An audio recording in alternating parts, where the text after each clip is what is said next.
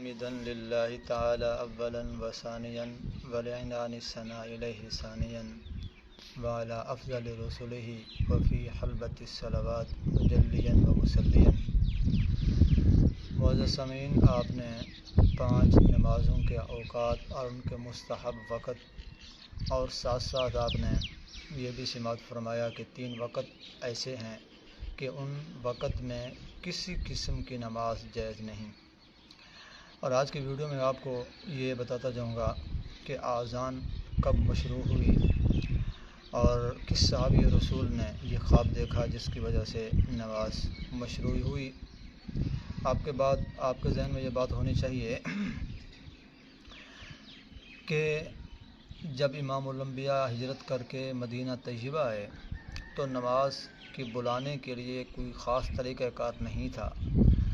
آپ وسلم کی ذات نے صحابہ کرام سے مشورہ لیا کہ کون سا طریقہ ہونا چاہیے جس کی وجہ سے محلے والے لوگ سب حضرات جمع ہو جائیں مسجد میں اور نماز کو جماعت کے ساتھ شروع کریں۔ مشورے میں بہت سارے سامنے چیزیں آئیں لیکن کسی بات پر اتفاق نہیں ہوا کہ کون سی چیز ہونی چاہیے جس کی وجہ سے لوگ محلے والے آس پاس والے لوگ مسجد میں جمع ہو جائیں اور نماز کو جماعت سے پڑھیں۔ تو حضرت عبداللہ بن زید بن عبد الرب نے رات کو خواب میں دیکھا کہ ایک سبز پوش شخص ہاتھ میں ناقوس لائے ہوئے، ناقوس ایک لکڑی کا نام ہے، آج کل جو گرجا گھر میں گھنٹی بجائی جاتی ہے یہ اسی حوالے سے ہے۔ تو یہ ناقوس یہ عیسائیوں کی مشابہت ہونے کی وجہ سے آپ صلی اللہ علیہ وسلم کی ذات نے اس بات کو ٹھکرا دیا تھا۔ تو حضرت عبداللہ بن زید بن عبد الرب نے رات کو خواب میں دیکھا کہ ایک بندہ اپنے ہاتھ میں ناقوس لیے ہوئے جا رہا ہے۔ فقلت یا عبد اللہ اتبع الناس، حضرت عبداللہ بن زید بن عبد الرب نے یہ بات فرمائی کہ ناقوس کو کیا تم بیچنا چاہتے ہو؟